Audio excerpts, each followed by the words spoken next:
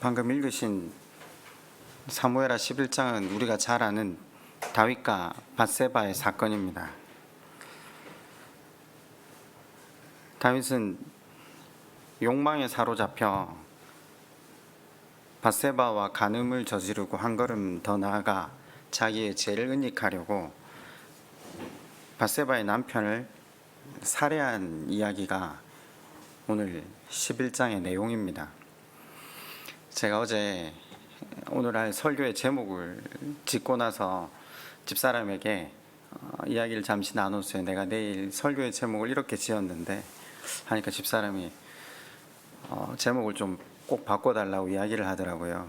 제가 뭐라고 어제 지었냐면요, 조두순보다 못한 다윗이라고 지었어요.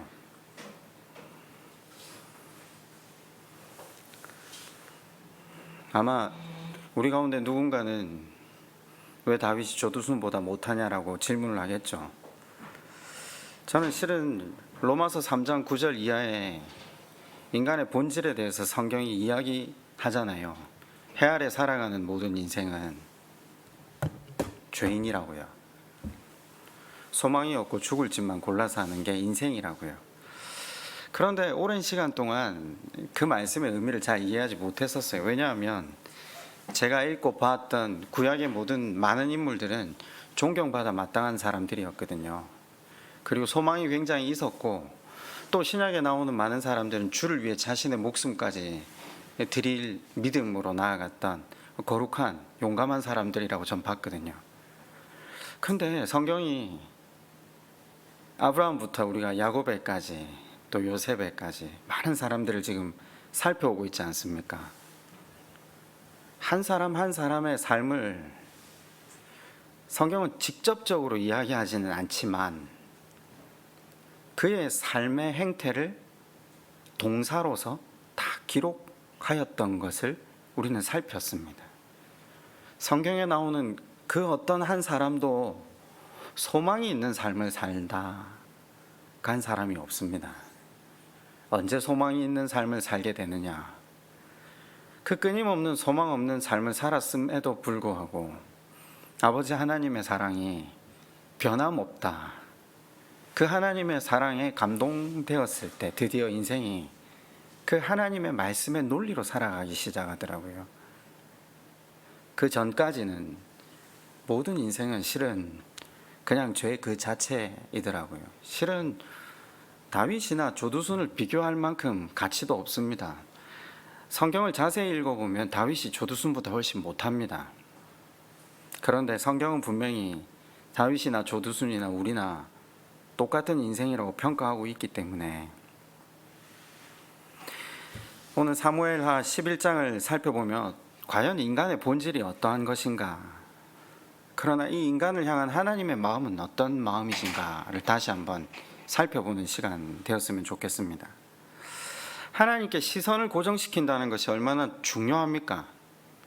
여러분은 별다르게 느끼시지 못할지라도 한번 예배당에 나와 다시 예배를 드리고 다시 말씀에 귀를 기울이며 하나님께 시선을 맞춘다는 것이 우리 인생을 얼마나 복되게 하는 것인가를 기억하셔야 됩니다. 다윗이 하나님께 시선을 떼고 자기에게 시선이 옮겨졌을 때,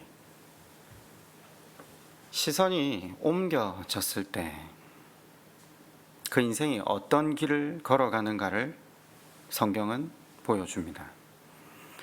전쟁 중이잖아요. 지금 암몬과의 전쟁이 그 앞에 9장과 10장에서 나왔습니다. 그 전쟁 중에 일어난 일이 오늘 사무엘하 11장 내용이 됩니다. 우리가 아시다시피 우리가 여전히 전쟁 중임을 잊지 말아야 한다라고 했지 않습니까? 우리의 전쟁은 먹고 사는 전쟁이 아니라고, 가정을 꾸리고 우리의 내일의 안정을 보장하기 위한 전쟁이 아니라 실은 이스라엘 백성들이 가나안 땅을 정복하며 그 전쟁을 통해 훈련하신 것이 여호와 하나님을 바라보게 하는 것, 말씀에 순종하게 하는 것, 그래서 그들로 하여금 하나님 나라를 이루게 하는 것. 자기 삶에 벌어지고 있는 전쟁의 본질을 잊어버릴 때 그 시선이 하나님께로 향하지 않고 자신에게로 향하는 것을 11장이 보여줍니다. 그리고 11장은 아주 독특한 기술 방식으로 성경이 기록되어 있습니다.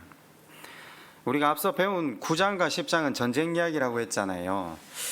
우리가 생각할 때 블레셋이나 암몬은 이스라엘 그 중군동의 가장 절대적인 패자들이었잖아요. 중군동을 지배할 만큼의 강력한 군대여서가 아니라 실제로 이스라엘을 얼마나 오랜 시간 고통의 나락으로 빠뜨렸던, 우리로 치면 가까운 우리를 압제했던 나라와의 관계를 넘어서서, 근데 그 나라를 정리한 사건이, 그죠? 역사의 원수였던 나라가 정돈된 사건이 9장과 10장이었거든요. 그런데 굉장히 사무엘서 기자는 거기에 시간을 할애하지 않습니다. 최대한 간략하고 빠르고 신속하게 일의 전개를 기록한 다음 11장으로 넘어와서는 굉장히 느린 템포로 왕궁 안에서 벌어진 사건을 상세하게 다루고 있는 것을 봅니다. 11장은 인간 성품에 대한 내용을 아주 깊이 그리고 자세하게 다루는데, 아까도 말씀드렸지만 로마서 3장 9절이 인간의 본질이 무엇인가 그 총론을 밝혔다면 성경 모든 부분은 강론이 됩니다. 그 강론인 부분, 오늘 11장은 하마터면 우리가 가장 사랑하는 한 사람, 그러니까 하나님이 택하신 왕이요 하나님 마음에 합한 자라고 불리우던 다윗을 통해 인간의 본질이 어떠한가를 보여줍니다. 성경은요, 인간에 대해서 평가하고 이야기할 때 우리가 평가하고 이야기하는 방법과 다르게 평가하고 이야기를 합니다. 우리는 한 개인에 대해서 이야기할 때 직접적으로 말하잖아요. 그렇죠.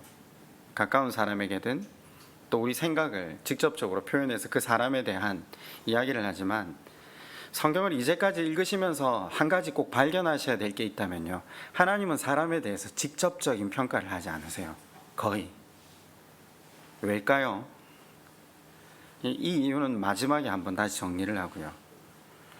성경의 인물들의 생각, 감정에 대해서 극도의 침묵을 지키고 계세요. 만약에 그 생각이나 감정을 그대로 기록해 두시면요, 어떤 일이 벌어질까요?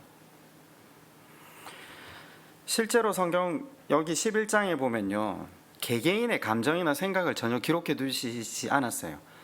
밧세바는 왜 다윗의 제안을 거절하지 않았는지, 왜 유부녀라고 밝히며 이런 행동은 하면 안 되는 것이라고 말하지 않았는지, 왕가의 사통을 로맨스로 생각했는지 이야기를 안 해요. 이 많은 사건이 이루어져 가는데 밧세바의 말은 5절에 딱 한마디만 나옵니다. 뭐라고 나오죠? 내가 잉태하였나이다. 단어로 치면 히브리어로 두 단어밖에 없습니다. 내가 잉태하였습니다. 다른 인물들도 마찬가지입니다. 11장의 주인공은 우리아잖아요. 어떻게 보면요, 가장 신앙인으로서 지켜야 할 자리를 끝까지 지키는 인물이 우리아거든요. 근데 우리아도 11절에서 한 번만 말합니다. 요압은요, 우리아 죽이기 계획에 동참할 때 요압이 어떤 수를 가지고 있었는지 성경은 밝히지 않습니다. 아마도 사람들이 이런 추측을 하죠. 드디어 요압이 다윗을 쥐고 흔들 만한 패를 잡았다. 요압은 거절조차 하지 않고 그 일을 실행하지 않습니까? 여러분, 재미있는 건 사무엘서의 저자는 사람들이 어떤 생각을 하고 있는지 철저하게 침묵합니다. 왜냐? 이들 모두가 악을 향해 달리고 있다라는 면에서는 틀림없기 때문이죠.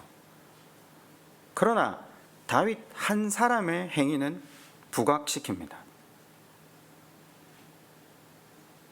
어떻게 부각시키냐면요, 그 전에 9장과 10장에서 우리가 배웠잖아요. 다윗은 무미보셋, 그러니까 원수의 손자, 사울의 손자. 어쩌면 후일 그들이 낳은 그 무미보셋이 낳은 아들은 자기 왕국의 위협이 될 수 있음에도 불구하고 끊임없이 선대하지 않습니까? 그가 베푼 긍휼과 자비는 점이 아니라 선이었다는 걸 우리가 봤잖아요. 그리고 뒤에 돌아온 자기의 신하들이 수치를 당하고 돌아왔을 때 한운에게서 그들의 지위와 체면을 지켜주지 않았습니까? 한쪽으로는 끊임없이 헤세드, 평화, 그리고 오늘 7절에서도 우리에게 평화, 샬롬을 베푸는 것처럼 보이지만 실은 우리는 알지 않습니까? 지금 이 사람은 부부관계의 샬롬과 신하의 목숨의 샬롬을 짓밟고 있잖아요. 아주 대비적으로 성경이 지금 그걸 보여주는 거죠. 평상시에는 불필요한 피 흘림에 대해서 극렬하게 반대했던 사람이거든요. 그런데 자기의 필요를 위해서는 부하의 목숨을 짓밟고 있는 거죠. 제가 어제 이렇게 질문을 집사람한테 먼저 했어요. 자기는 집사람한테 자기는 다윗하고 밧세바의 사건을 어떻게 보냐, 이 안에 로맨스가 있다고 생각하냐 물으니까 집사람 당연히 로맨스로 봤다고 이야기를 하더라고요. 그럴 수도 있겠구나. 아니요, 성경은요 그렇게 기록해 두지 않았어요. 그냥 우리가 그렇게 읽는 거죠. 왜냐하면 우리가 다윗을 사랑하거든요. 성경은 그냥 아까 이름을 거론했던 그 범죄자처럼 같은 선상에 다윗을 올려놓고 전개를 하고 있어요. 그냥 정욕이 돌진하는 대로 직진해요. 성경의 단어들이 그 정욕이 얼마만큼 직진하는지를 그냥 그대로 보여주는데 4절을 한번 보실래요? 다윗의 삶 자체를 동사로 표현하고 있어요. 4절에 동사가 3개 나오는데 어떻게 되죠? 보내었다, 데려왔다, 동침했다. 그러니까 이 행위를 하는데 시간이 오래 걸리지 않아요. 아무런 장식물이 없어요. 이 행위를 하는데 로맨스 없어요. 그리고 다시 여인이 동사를 내놓거든요. 이 여인의 삶에 대해서 동사로 그 사람을 평가하는데 뭐라고 하죠? 돌아갔다, 잉태했다. 끝이에요. 동물이에요. 그냥 지금 그걸 표현하려고 하는 거예요, 성경이. 우리는 둘 사이에서 어떤 로맨스라도 주고받나 싶은데 대화도 없고 돌봄도 없고 애정이나 사랑에 대한 암시가 없어요. 그냥 정욕만 있어요. 성경은 우리한테 그걸 보여주려고 하는 거예요. 다윗은 그녀의 이름을 부르거나 그녀에게 말을 걸지도 않아요. 그냥 이 만남의 끝에서 5절에 보면 그냥 여인으로 지칭하는 것으로 끝내는데 최종적으로 중요한 동사는 잉태하였다. 하나님께 시선을 떼고 자기에게로 시선을 향한 삶의 본질이 죄라는 것.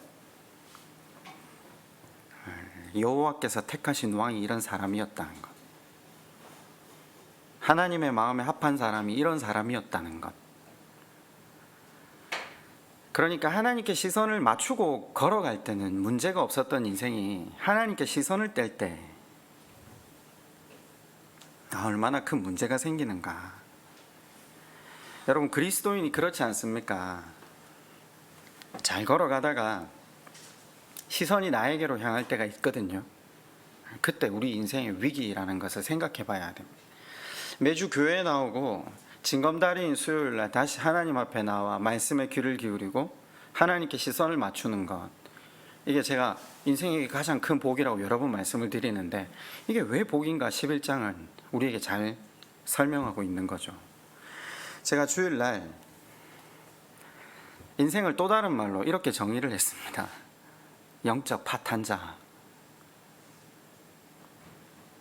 사실 그리스도의 종이라고 불리는 사람도 시선을 하나님께서 떼고 자기에게로 시선을 돌릴 때 얼마나 갑작스럽게 치명적으로 타락할 수 있는가. 그런데 사실 다윗이 그랬잖아요. 다윗의 인생을 보면 그 신앙의 주기가 너울을 떼요. 제가 일전에 한번 다윗을 양아치 다윗이라는 제목으로 설교를 한 적이 있잖아요. 자기가 삶을 영위하려고 새 마을의 사람들을 학살하잖아요. 또 자기의 감정을 건드리니까, 자존심을 건드리니까 나발의 목을 바로 베려고 갔던 사람이 다윗입니다.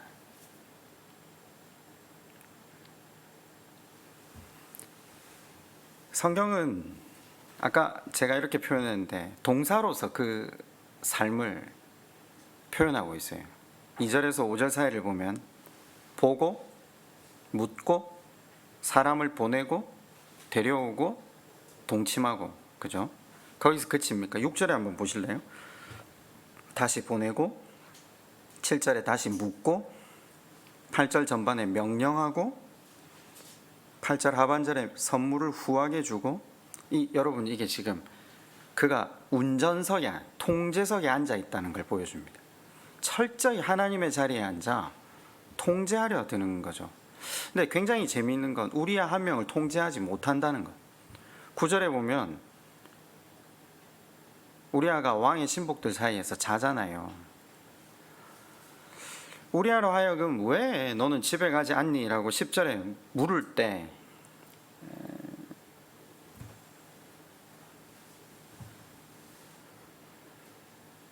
11장 11절에 우리아가 대답합니다. 제가 이 구절 처음 읽었을 때 이런 마음이 들었어요. 우리아의 대답을 들은 다윗의 심경이 어땠을까? 저는 다윗의 마음이 갈갈이 찢어졌을 거라고 생각합니다. 다윗이 얼마나 똑똑한 사람입니까? 지금 우리아가 뭘 배경으로 이야기하는지 누구보다 잘 아는 게 다윗이거든요. 이 사람이 지금 신명기의 말씀을 따라 이야기해요. 우리아가 한쪽이 말씀을 가지고 이야기하고 말씀을 순종하기 위해 자기의 자리를 지키겠다 하는데 다윗은 끈질기게 그로 하여금 자기의 죄를 가리게 요청하고 있는 거죠. 11장은 인간의 욕망이 얼마나 무섭고 놀라운 결과를 안겨다 주는가를 우리에게 보여줍니다.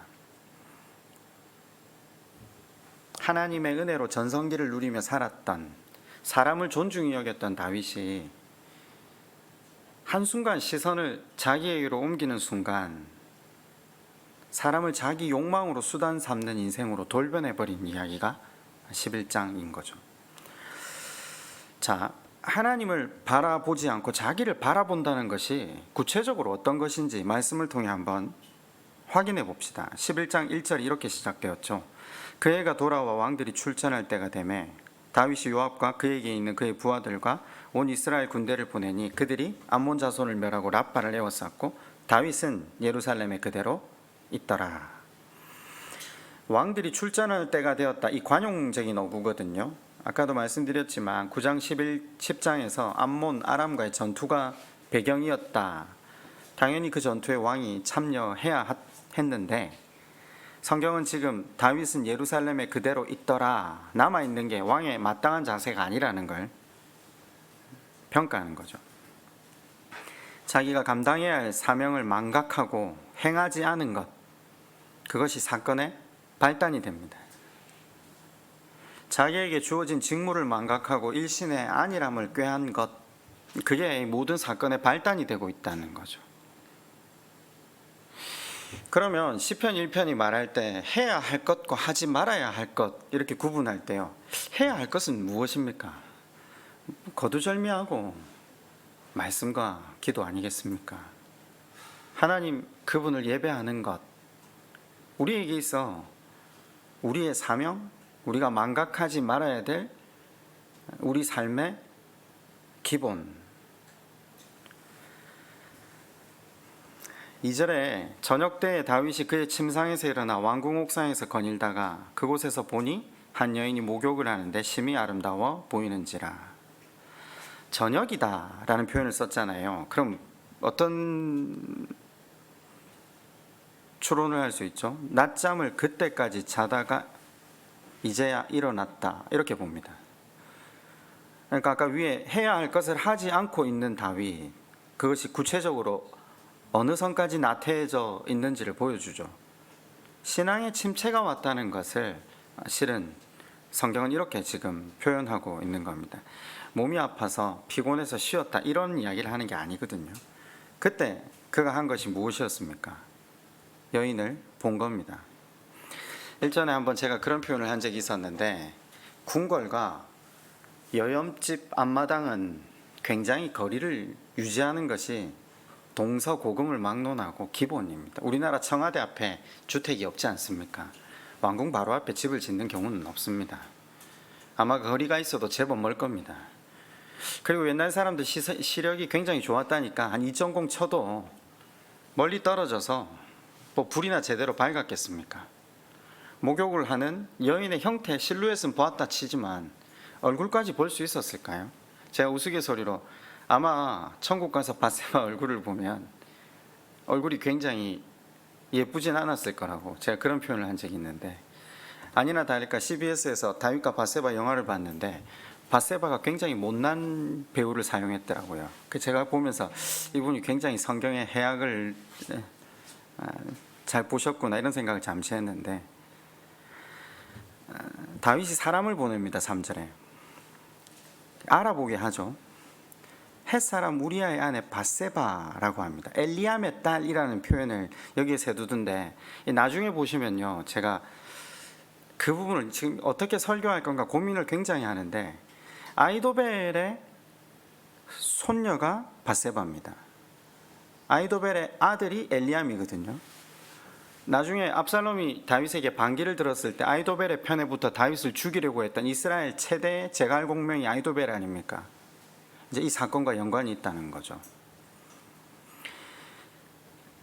남의 아내인 줄 알았는데 더군다나 자기에게 충성을 다한 신하의 아내라는 걸 알았다면 멈춰야 되잖아요. 후궁으로도 드릴 수 없다는 걸. 그런데 욕망에 다윗의 눈이 이미 마비가 된 겁니다. 영적 둔감성. 정욕이 눈을 가릴 때 나타나는 현상이 무엇인지 아십니까? 직진입니다. 다윗은 이제 통간을 저지릅니다. 다윗이 자기 정욕을 채운 대가가 5절에 나타납니다.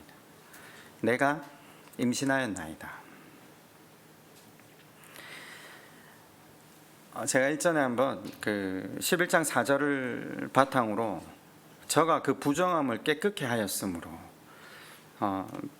생리가 끝난 날 저가 부정함을 깨끗게 하였으므로 생리가 끝나고 그 기간 안에 관계를 맺으면 임신을 하지 않는다, 제가 이렇게 표현을 했는데, 그래서 하나님께서 그 기간 동안 한 것도 만천하의 그 죄가 드러나게 했다라고 설교를 했는데 정정을 좀 해야 될 것 같아요. 이 레위기 15장 19절 규정을 보니까 그 기간이 끝나고 나서 부정을 제하는 목욕을 하더라고요.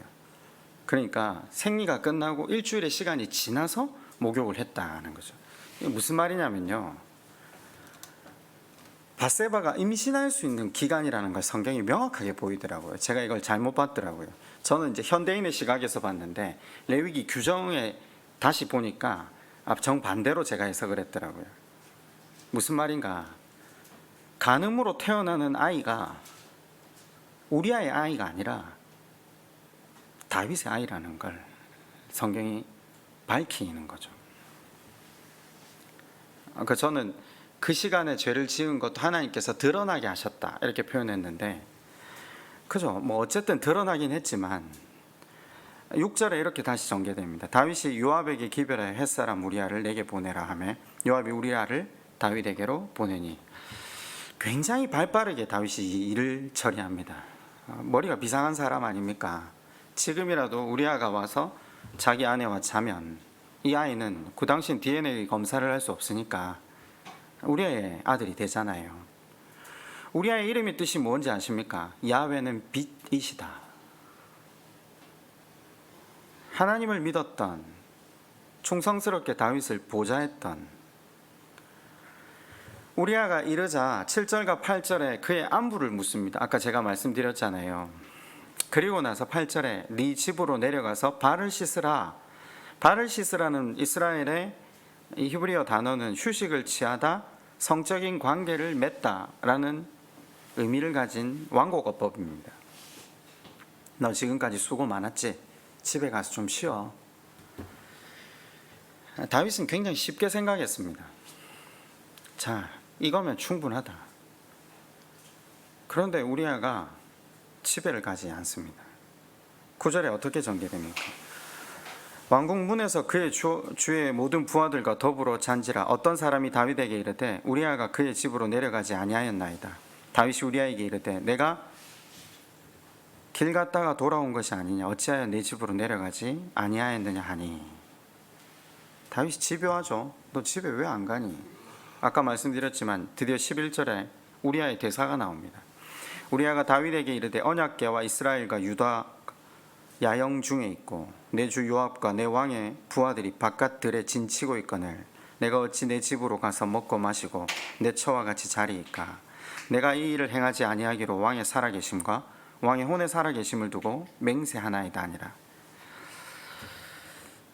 거절하는 이유와 단지 전쟁터에서 싸우고 있는 동료들과의 의리를 넘어선 하나님의 말씀이 그의 삶의 기준이 되어 있습니다. 무슨 말인가 하면요, 신명기 23장 14절에 보면 네가 적군과 전쟁을 할 때 내 하나님 여호와께서 너를 구원하시고 적군을 내게 붙이실 테니 너는 내 진을 거룩하게 하라. 그러니까 전쟁 중에 자기 아내와도 관계를 맺는 것을 엄격하게 금지하는 규정이 나옵니다. 하나님의 전쟁, 신명기의 말씀을 지키기 위해 우리아는 왕의 명령을 거절하고 있는 겁니다. 왕의 명령보다 하나님의 말씀을 더 소중하게 여기고 있는 우리아의 모습. 근데 다윗은 율법이 안중에 없습니다. 집요하게 그로 하여금 집에 돌아가 밧세바와 동침하게 하려 하죠. 12절에 이렇게 전개됩니다. 다윗이 우리아에게 이르되 오늘도 여기 있으라. 내일은 내가 너를 보내리라. 우리아가 그날에 예루살렘에 머무니라. 이튿날 다윗이 그를 불러서 그 앞에서 먹고 마시고 취하게 하니 저녁 때 그가 나가서 그의 주의 부하들과 더불어 침상에 눕고 그의 집으로 내려가지 아니하리라. 취하게 해서 침실로 들어가게 하려고, 그러니까 신명기 율법의 규정을 어기게 하려고, 자기도 범죄하고 다른 사람도 범죄하게 하려고 다윗이 끈질기게 일하고 있는 겁니다. 너 보내줄게, 내일은 전쟁터로 가게 해줄게 해놓고 또 거기서 불러서 술 마시게 해서 술에 취해서 정신을 잃으면 돌아가겠거니 했거든요. 술 취한 우리아가 술 취하지 않은 다윗보다 경건합니다.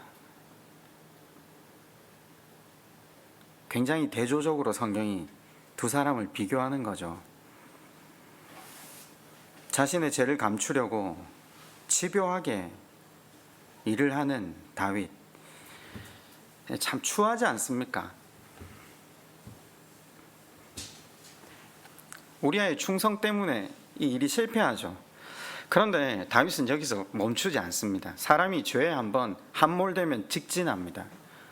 멈추지 않습니다. 수년이 아니라 수십 년을 그와 같이 살아갑니다.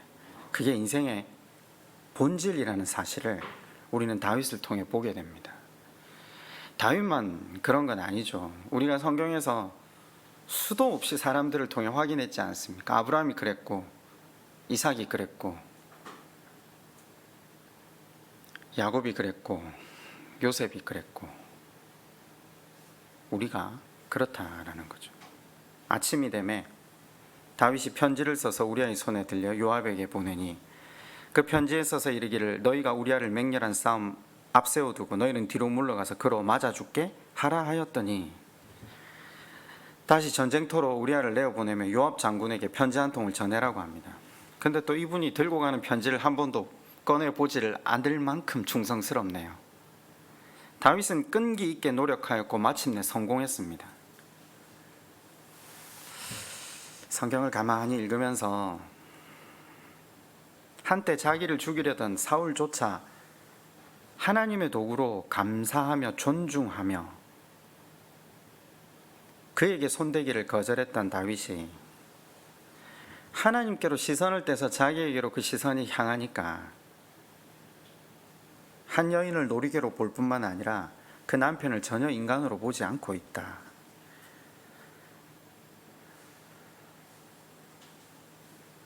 여러분, 이 차이가 어디에서 시작되고 있습니까? 이 범죄가 어디에서 유래되고 있습니까?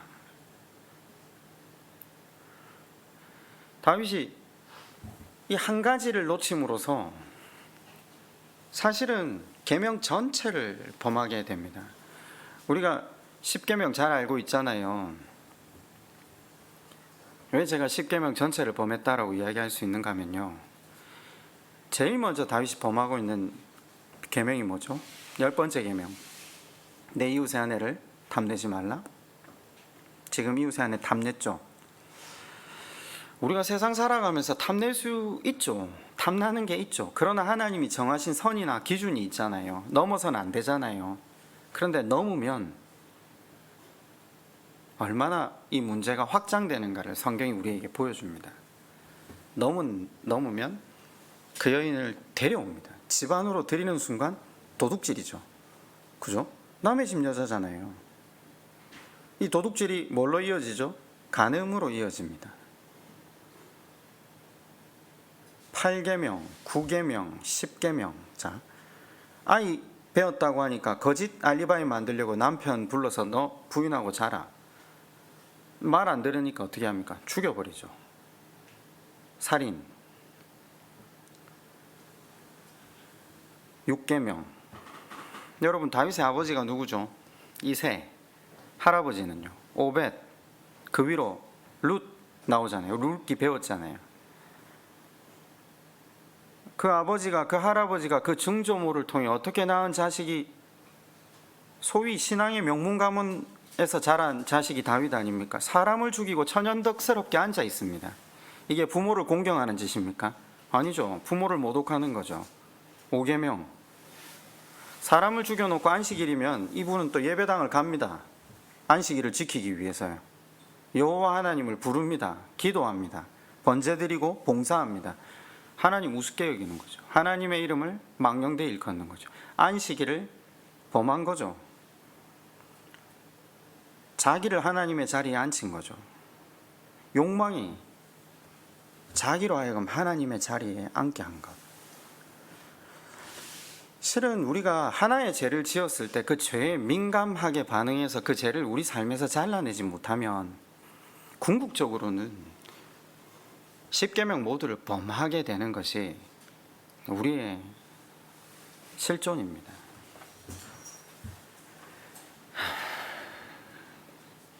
그런데 우리가 참 연기를 잘하잖아요. 그죠? 며칠 전에 제가 보니까 분명히 우리 집 3번이 우리 집 2번에게 죄악을 저지르는 게 보이더라고요. 그래서 제가 가고 있는데 붙들어서 이야기를 했어요. 야, 너 그렇게 하면 안 돼. 누나한테 그렇게 하면 안 돼 하니까 이분이 자기가 안 했다라고 하더라고요. 근데 3번은 아직 지구에 온 지 7년에서 8년밖에 안 돼서 아직 거짓말에 능숙하지 못해요. 이게 연기가 그대로 드러나요. 제가 거짓말을 하고 있습니다라가 이게 이마에 그대로 새겨질 만큼 아직 뻔뻔하지 못한 거죠. 그래서 제가 야, 너 그런 얼굴은 너무 영악한 얼굴이야. 너 영악한 얼굴로 아무리 이야기를 한다고 해서 아빠 엄마가 네가 죄를 짓는지 모르겠어? 그러지 마. 제가 아이를 안아주면서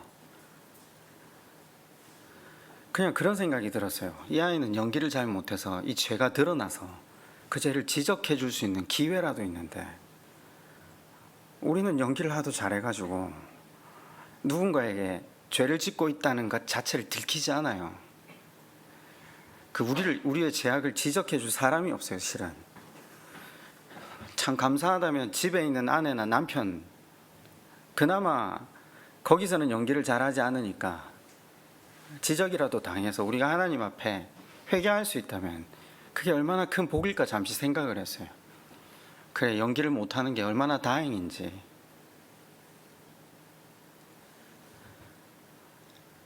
여러분, 우리가 하나의 죄를 지었을 때 그게 죄라는 것이 밝혀지고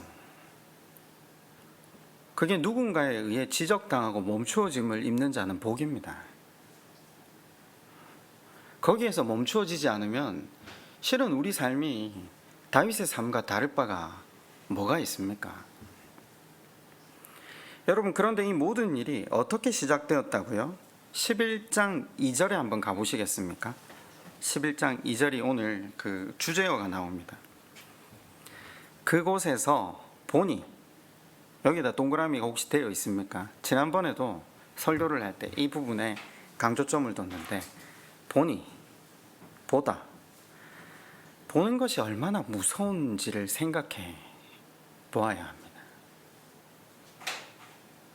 보는 것이 무엇이냐에 따라 우리의 삶이 향하는 방향이 달라집니다. 날마다 주식과 부동산과 내일을 보장할 것이 돈이라고 이야기하는 사이에 서서 우리의 보는 것이 세상일 때 우리는 우리가 벌리는 일들로 우리의 내일을 보장할 수 있다고 착각하지만, 성경은 언제나 이야기합니다. 그것이 우리의 내일을 보장해 주지 않는다라고. 우리가 하나님 말씀 안에서 하나님 바라보며 땀 흘려 수고한 것으로 하루하루를 살아갈 때, 하나님께서 우리가 지고 있는 것이 새지 않도록 우리의 삶에 울타리가 되어 주실 때만 인생은 참 평안을 누릴 수 있습니다. 그렇게 돈을 벌고 돈을 향해 뛰었지만 낳아놓은 자식이 사고를 치거나 배우자가 사고를 치면 모든 것이 한순간에 다 사라진다는 것을 우리는 늘 미디어를 통해 봅니다. 우리가 의지해야 될 대상이, 우리가 바라보아야 할 대상이 하나님 그분이실 때 하나님께서 우리의 울타리가 되신다는 사실을 기억해야 됩니다. 본다. 한 해 우리의 시선이 어디를 향해야 할지 고민해 보시지 않겠습니까? 우리가 새해를 시작할 때마다 올 한 해 말씀 읽기를 다시 시작합시다. 눈을 뜰 때 다시 기도하기를 시작합시다. 이건 단지 그냥 교회라서 하는 훈련이 아닙니다. 우리의 시선이 끊임없이 하나님께로 향할 때 우리 인생이 이 화를 당하지 않고 오히려 복을 누릴 수 있기에 우리가 매해 시작할 때 다짐을 하고 시작하지 않습니까? 소망이 있는 것은 그 하나님 바라볼 때, 제가 그랬잖아요. 조두순보다 훨씬 못한 인생이 다윗인데 온 세계에서 다윗의 이름을 왜 이렇게 즐겨 쓰기까지 이 이름이 영광스러워졌습니까? 하나님이 그의 울타리가 되어 주셨기 때문입니다. 그가 다시 회개하고 하나님을 바라보았을 때 우리가 생각하는 상상하는 차원을 넘어서서 하나님은 인생을 복되게 하신다는 사실을 우리는 다윗을 통해 확인할 수 있습니다. 제가 마지막으로 예를 하나 들고 말씀을 맺을까 합니다. 얼마 전에 아이들 3명이 이제 방학 기간도 오래되고 집에서 지내는 시간이 오래되다 보니까 자주 싸우다가 1, 2, 3번이 각계 전투를 했던 것 같아요. 2번이 3번을 때렸어요. 보니까 뭐 심하게 때린 건 아니고 화가 난다고 때리고 뭐 들고 있던 것도 집어던지고 그랬는가 봐요. 그래서 3명이 각자 반성문을 썼더라고요. 제가 2번이 쓴 반성문이 굉장히 인상적이던데, 동생을 때리지 않겠습니다. 잘 돌보겠습니다. 이걸 보니까 A4지 반 정도 반복하면서 썼더라고요. 1번은 나이가 좀 들었다고 아주 조목조목 자신의 죄를 잘 기록해서 그러지 않겠습니다. 3번은 아직 문장력이 떨어지니까 글자를 아주 크게 적었더라고요. 다시는 누나를 때리지 않겠습니다. 뭐 이것저것 적어서 제일 밑에다 자기 이름을 빨간색으로 적고 거기다가 사인을 했더라고요. 제가 왜 갑자기 이 이야기를 하느냐면요, 그걸 문에다가 집사람이 3장을 붙여뒀더라고요. 아이들이 그걸 다시 보면서 형제간에 제발 사이좋게 지내라는 집사람의 의도였죠. 그런데 며칠이 지나 집사람이 저한테 이런 얘기를 하더라고요. 그걸 빨리 뗐어야 되는데 빨리 못 뗀 게 너무 미안하고 마음이 아프다라고 하더라고요. 그 무슨 말이냐 했더니, 그게 붙어있는 줄 모르고 유한이 친구들이 놀러를 집에 왔어요. 다행히 유한이 친구들이 보지 않았는데 그걸 혹여라도 유한이 친구들이 봤으면 그 유한이의 수치잖아요. 걔들이 다시 놀러 올 테니까 걔들이 그걸 보지 않게 하기 위해서 얼른 그날 밤에 떼더라고요. 제가 그걸 보면서 오늘 아까 성경에 하나님이 왜 인생의 생각이나 감정이 대사들을 밝혀놓지 않는가를 정확하게 깨달았어요. 부모는 자식이 수치를 당하는 걸 원하지 않아요. 모든 인생이 죄악 그 자체가 본질이라는 사실을 하나님이 누구보다 잘 아시잖아요. 그래, 저는 옛날에 이런 생각, 이걸 밝혀놓으면 뭐하나 이랬는데, 아니 그게 아니라 하나님은 우리 부모보다 나를 더 사랑하시는 분이세요. 그분이 우리 아버지시잖아요. 그 아버지는 자신이 사랑하는 한 인생이 수치를 당하는 것을 원치 않으세요. 언제나 가려주시고 덮어주시다가 하나만 잘해도 그 모든 문제들을 당신께서 안으시고 갚으시고 다시 높여주시는 것이 하나님 그분의 일하심의 방법이더라고요. 여러분, 오늘도 하나님께서 우리의 수치를 덮으셔서, 그리고 우리가 조금 잘한 것, 아니 하나님 바라본 것만으로 하나님 우리를 귀하게 여기시고 기뻐 여기셔서 우리가 오늘 여기에 서 있습니다. 우리 다시 한번 이 시간 하나님께 이렇게 한번 기도했으면 좋겠습니다. 여러분, 만약에 우리 삶을 동사로 표현하면 어떤 동사들로 우리 삶을 표현할 수 있을까요?